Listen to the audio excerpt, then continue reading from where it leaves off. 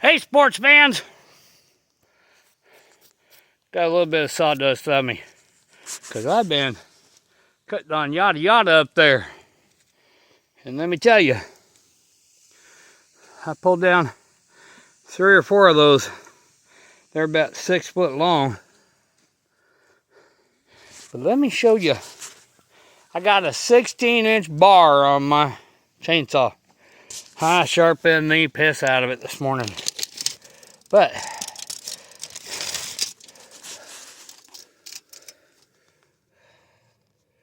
we're a little over 20 inches on these logs. Yeah, my bar, grab my saw, only goes so far in. And let me tell you, red oak, yeah. And what's really killer is, I've been cutting some on this thing over here. That's white oak. That's harder than that. And let me tell you, these rounds are going to be approximately, let's see, I can get it up underneath here. There, you hook. Come on, hook up there. Well, hell, we'll do it this way, since I don't want to go that way. Well, all right, do it this way. See how big these rounds are going to be.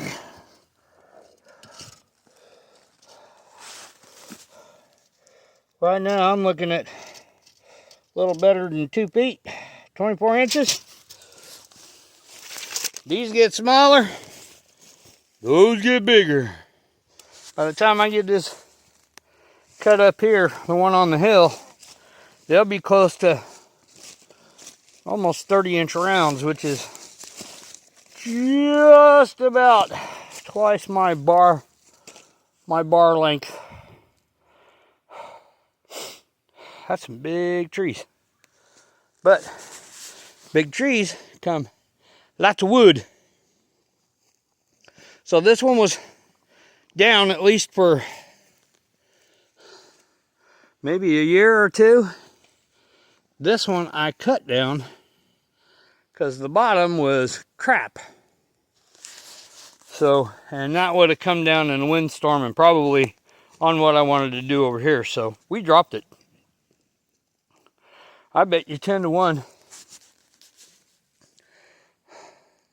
Starting from there, going all the way to the top of this tree. I bet you that's an 80-foot tree, if not better. It's a lot of work. Because after I get it all cut up like that into approximately 16-inch chunks, 16-inch rounds. See, there. I grab a hold of it right there. 16-inch rounds.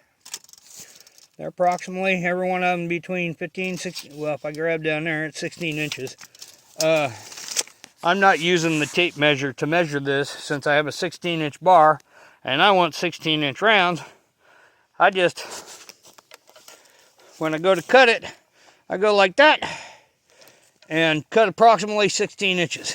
So I go off the end of the log and just whack and start cutting. So yeah, this is a work. This one here was that Y split that was up the hill up there. And then I still have 1, 2, 3. These 3 pieces are all I had left, plus that one that was down here before. Everything else is new cut. So I got 1, 2, 3, 4, 5, 6, 7, 8, 9, 10, 11, and a whole bunch more. I still got to go up there and cut the rest of that, and then roll it down the hill. And while I'm up there, I'm cutting More poles. We're getting this thing. I'm doing double duty up here. So, yeah. See, this is kind of like what it's going to be. We're going to bring some poles around. These little ones are actually going to be maybe middle poles to where I can thatch to them. But the main big poles there that I've been cutting down, that's to hold the back end stuff. They got to be pretty good size to hold all that weight of a tarp, sticks, and leaves. Because you wouldn't think about it, but 6 inches worth of leaves, that's pretty. It weighs a little bit. It's been raining on and off on me, but I don't mind much. I'm just starting to cut these rounds right here. I think I'm going to make the bench out of something. Down that way, maybe on that round right there. It's a little straighter, more round. These are kind of got a little, they bulge out in the center. So, here, I'll show you. So, it would be round, except for I got a bulge on this side and a bulge on that side. So, trying to make a bench out of it. And if you notice, I don't know if you can tell on the bark, this tree has got a twist. Starts here and twists around. That'll be hard to make straight boards out of. So, that down there ain't too twisted. It kind of evens out. It's still got a little twist, but that one up there, the one I want to cut the benches out of, that's not too twisted. So, we'll go on that one. Yep. We'll go on that one. And plus, all these poles that I'm cutting, the rest of the tree limbs, when I go back up there to go cut this, I got tree limbs all over the place. You go on the stack over there. Yay! So we're cleaning as we go, I cut 2 or 3 of them out of here. That was something that was in my way, and it was all rotten, so I ended up cutting it up, putting it over here a while back. That's when I was cutting all this stuff up. But yeah, I've got yada yada up there to go. He's probably got 20 feet or so left on him. All the way up to the stump.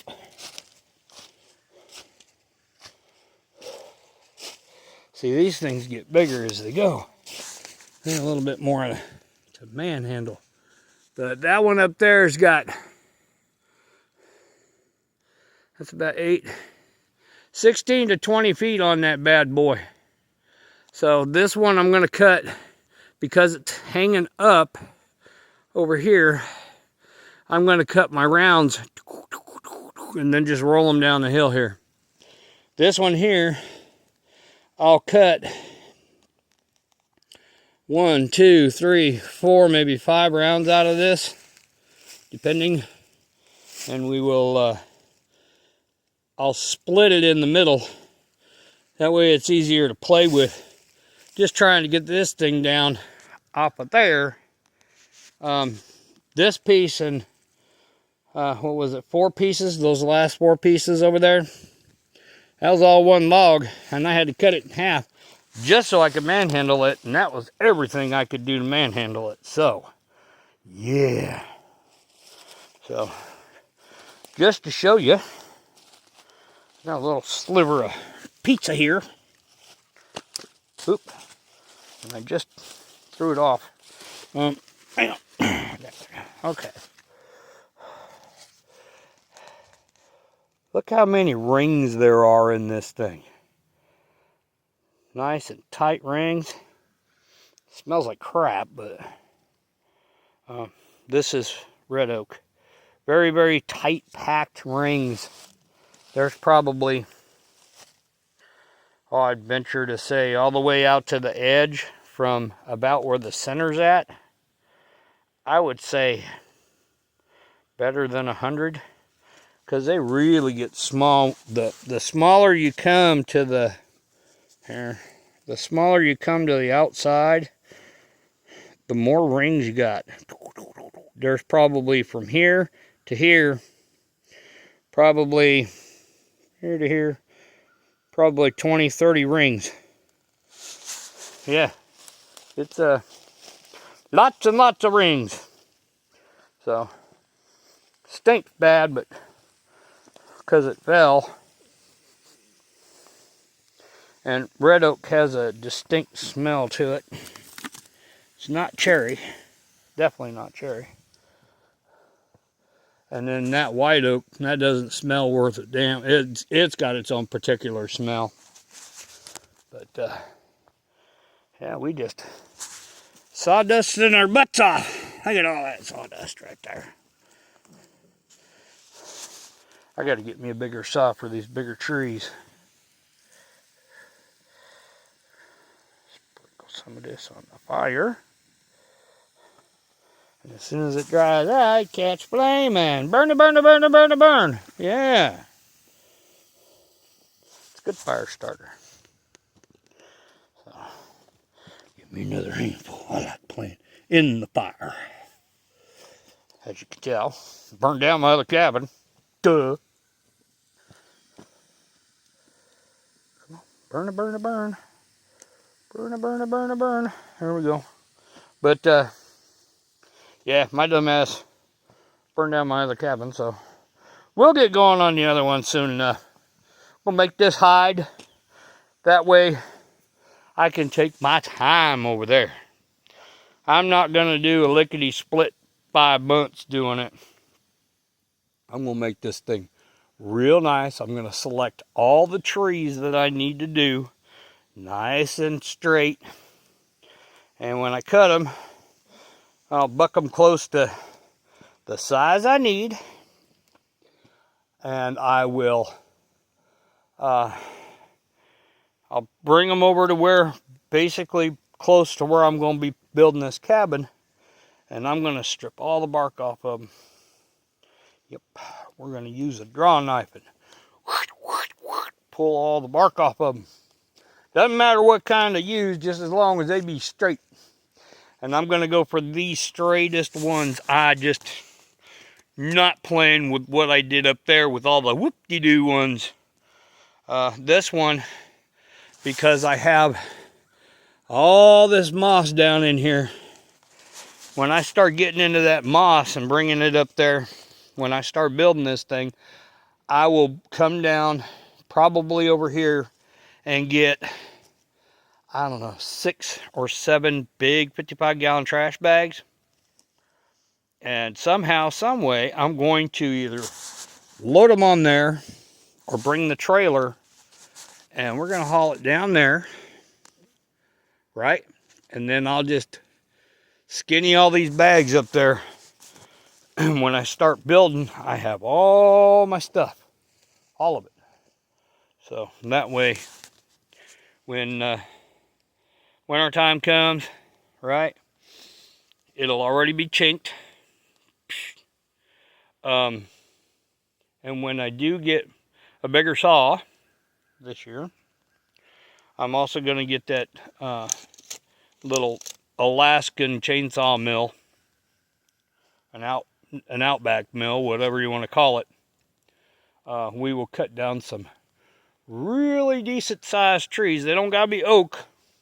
Of course, most of your really big trees are oak out here. Because that one there is white oak. Bunch over there, white oak. That big straight one right there, pretty much straight, that's white oak. But when I start cutting these down and milling them, I'll cut 1-inch thick boards out of them. I'll stack all those up. And then on the inside of the cabin, since it'll be pretty straight, I'll run some boards up and down, just some thin ones. I'll cut a bunch of these, I'll mill a bunch of boards and then set them on their side clamp them together and mill off the boards that I need so thick, run them up and down on the inside, and then I'll take the planks that I just did that are nice and straight on both sides, and I'll start laying that in there. And as I'm laying it in there, I will probably be putting leaves and whatnot down behind. The reason being is it's going to give it some insulation. The inside will look just like, pretty much like a knotty pine cabin with the tongue and groove boards, but I'm not doing tongue and groove up here. They're just gonna sit one on top of the other one, and we'll make them all straight gooder, and we'll stick them on top, boop, boop, boop, boop, boop, right? And we're gonna have nice walls on the inside, do a nice floor on the inside, have a nice fireplace on the inside, and it'll have rocks around that damn thing, so when it decides it wants to spit something, it will spit it out on rocks instead of a wood floor. And I will have a fire mesh, a spark mesh on the front of it when I'm not around, because I don't want nothing to burn up. And when I get ready to go, I just won't put more logs on the fire. I don't care if it's cold outside or not. We'll let the fire die down to where it's not no more fire. Just might be a little bit of smoke. Throw probably a little bit of water on it. Let her go with that. But yes, I'm getting after it today. Let me tell you. This is what an outdoorsman does. Find something to do, keeps his ass busy. But when I get done with this, I'm going to have a ton of wood for the summer and for the winter. It's easiest to put it up in the spring, like it is right now. The reason being is, gives it time to cure all summer long. Give it a few months to cure. And then when wintertime rolls around, it's actually ready to burn. Now, I'm burning some of this, but for the most part, a lot of this oak is going to be curing. I'm making enough to where here pretty soon I'm going to pull from the back side of this thing. And when I pull from the back side, what I'm going to do is, these two trees right there, I'm going to cut them off. And then I'll dig this out some more right over here. And I'm going to do the stack like this. We're just going to add to the stack, right? And then we're going to put one in here. I'll do a stack back here, and I'll just start running it up the hill. This stack is going to get taller. Each one's going to be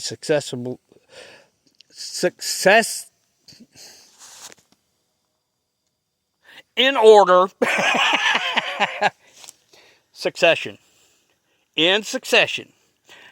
One is going to be taller than the other one. So they're all about the same height on the stack, right? They're going to be 5 to 6 foot tall stacks. So even if I move up the hill, that one's going to be 5, 6 foot stacks. Next one, 5, 6 foot stack. So it'll look like a staircase coming down. And then what I can do is I can run a tarp, probably that tarp right there, put it on the top stack, and run it down so all the water runs down. It'll give it enough airflow in here.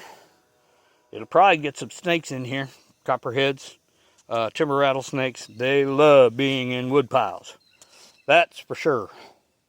And they are over here. They're around here. Had copperhead and, well, I had a few copperheads up just right up there. A few copperheads, and I probably had 10 or 12 timber rattlesnakes up there this last year. So yeah. Yeah. So anyways, this is what I'm doing today. I decided I'm going to cut the poles, bunch of poles, and I'm working on that tree right there. Working a little bit on this one over here, but I stopped because when I cut those 3 out of there, this one's hanging up on it. So I'm going to have to cut one out of there and roll everything this way so I can get a little ways to get in there, right? Then I'll just successfully, in succession, I can't say that stupid word today. Successfully. I'm going to successfully cut these things up, yeah. Okay. In order. For some reason, I can't say that word today. I don't know. I can't spell it. It's kind of like banana. Every once in a while, you can't say the word banana because you think it's banana. And then you get that song stuck in your head. Banana. Banana.